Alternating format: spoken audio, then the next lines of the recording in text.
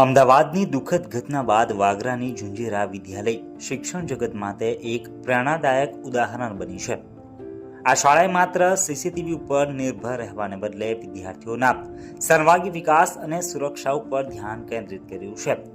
શાળાના આચાર્ય હિતેશ કુમારના નેતૃત્વ હેઠળ છેલ્લા 2 વર્ષથી અનેક પ્રયોગો કરવામાં આવી રહ્યા છે। શાળામાં બાળકોને દરરોજ એક ખાસ પ્રતિજ્ઞા લેવડાવવામાં આવે છે, જેમાં તેઓ શિસ્તબદ્ધ વર્તન કરવાનો સંકલ્પ લે છે। આ ઉપરાંત વિદ્યાર્થીઓની સુરક્ષા માટે અનોખી પહેલ પણ કરવામાં આવી છે। શાળામાં અનિચ્છનીય વસ્તુઓ ન આવે તે માટે અચાનક બેગ ચેકિંગ કરવામાં આવે છે, તેમજ ધોરણ 3 થી ઉપરના દરેક વર્ગમાં એક ગુપ્ત મોનિટર રાખવામાં આવ્યો છે, જે ગેરવર્તણૂકની માહિતી આચાર્ય તેમજ શિક્ષકને પહોંચાડે છે। બાળકો પોતાની સમસ્યાઓ ચિઠ્ઠી દ્વારા જણાવી શકે તે માટે વિદ્યાર્થી સૂચન ફાઇલ પણ રાખવામાં આવી છે। સીસીટીવી ઉપરાંત શિક્ષકોની સતત હાજરીથી વિદ્યાર્થીઓની ગતિવિધિઓ પર નજર રાખી શકાય તે માટે શિક્ષકોની ગ્રાઉન્ડ ડ્યુટી પણ લગાવવામાં આવી છે। શાળાની આ પહેલને વાલીઓ તરફથી ખૂબ જ સકારાત્મક પ્રતિભાવ મળ્યો છે। તેઓ વિડીયો દ્વારા શાળાના પ્રયાસોને બિરદાવી રહ્યા છે અને ગર્વ પણ વ્યક્ત કરે છે કે તેમનું બાળક સુરક્ષિત હાથમાં છે। વિદ્યાર્થીઓએ પણ જણાવ્યું છે કે તેમને તેમની શાળા અને આચાર્યો પર ખૂબ જ ગર્વ છે। આચાર્ય હિતેશ કુમાર ટ્રસ્ટી મંડળ અને શિક્ષકોના સામૂહિક પ્રયાસોનું પરિણામ છે કે ઝુંઝેરા વિદ્યાલય આજે માત્ર શિક્ષણનું કેન્દ્ર નહીં પણ સુરક્ષા અને સંસ્કારનું ધામ બની છે। આ ઉદાહરણ દર્શાવે છે કે સાચું શિક્ષણ માત્ર પુસ્તકીય જ્ઞાન આપવાનું નહીં પણ બાળકોના ચારિત્ર્ય અને મૂલ્યોનું સિંચન કરવાનું છે।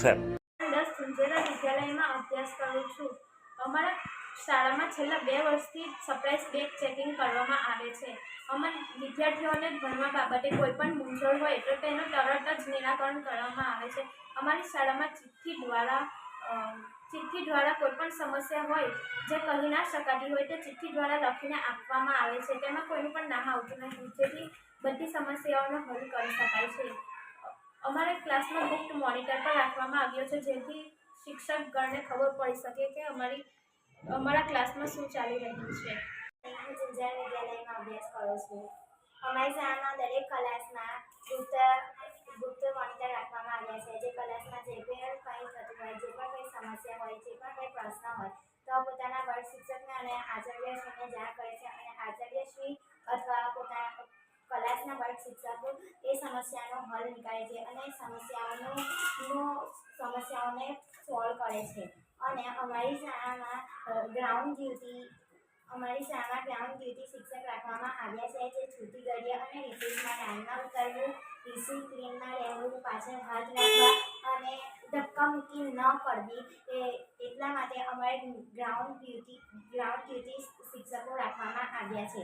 અને અમારી શાળામાં હાલથી નહીં, અમારી શાળામાં પહેલાંથી જ બેગ ચેકિંગ કરવામાં આવે છે અને શિશુ 1 થી 10 ધોરણ લગીના બધા જ વિદ્યાર્થીઓના સરપ્રાઇઝ બેગ ચેકિંગ કરવામાં આવે છે। હું આ ઝુંઝેરા વિદ્યાલયમાં અભ્યાસ કરું છું, એ મને ખૂબ જ ગર્વ છે અને મને ઝુંઝેરા વિદ્યાલયના અભ્યાસમાં કોઈ પણ ડર લાગતો નથી અને અમારી સ્કૂલમાં ક્યારેય પણ કોઈ પણ ઘટના ઘટી નથી અને મને ખૂબ જ ગર્વ છે કે હું ઝુંઝેરા વિદ્યાલયની સ્ટુડન્ટ છું અને ઝુંઝેરા વિદ્યાલયમાં અભ્યાસ કરું છું। Thank you. હું ધોરણ 9માં અભ્યાસ કરું છું। જેમ કે આપણી સ્કૂલ ઝુંઝેરા વિદ્યાલયમાં છેલ્લા 2 વર્ષથી સરપ્રાઇઝ બેગ ચેકિંગ થાય છે અને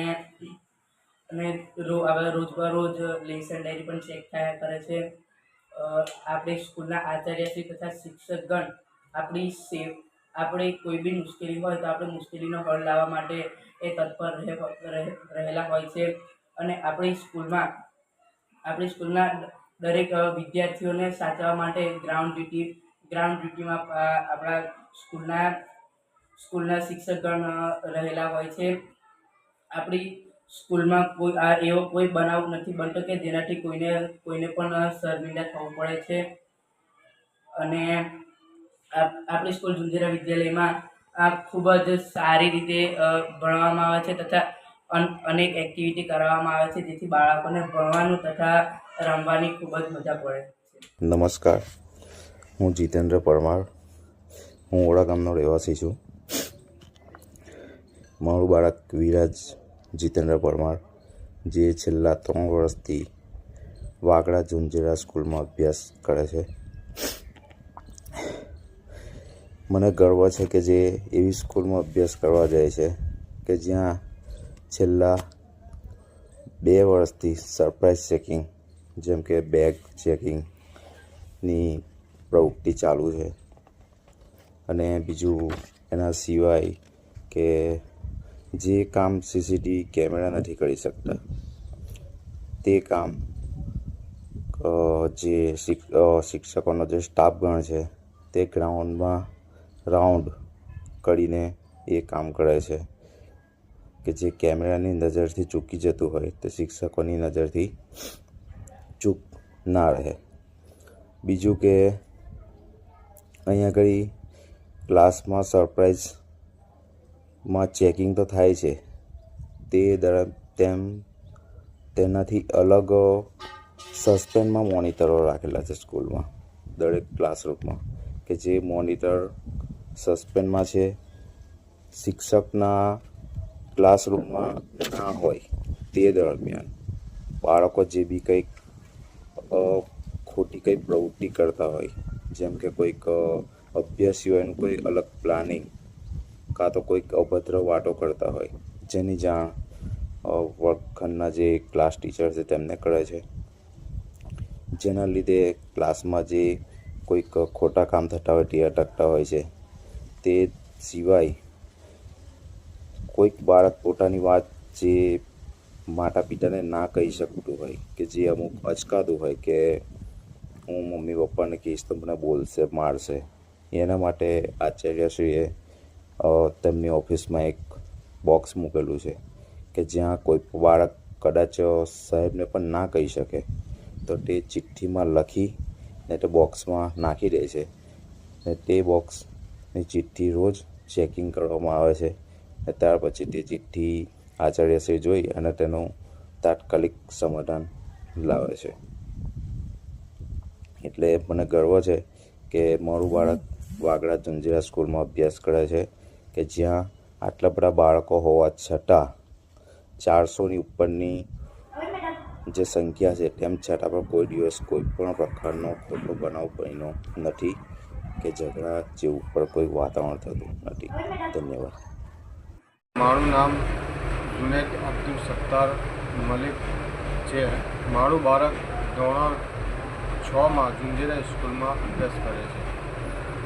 આજે મને ગર્વ છે કે મારા બાળક એવી શાળામાં અભ્યાસ કરે છે કે મને મારા બાળકની કોઈ ચિંતા નથી. આ શાળામાં ઘણી એવી બાબતો છે કે જેનું વર્ણન શબ્દોથી કરી શકાય તેમ નથી. આ શાળાનું મેનેજમેન્ટ એટલું સુંદર છે કે જે બાબત વાલીને ખબર નથી હોતી એ બાબત અમને શાળા દ્વારા જાણવા મળી છે.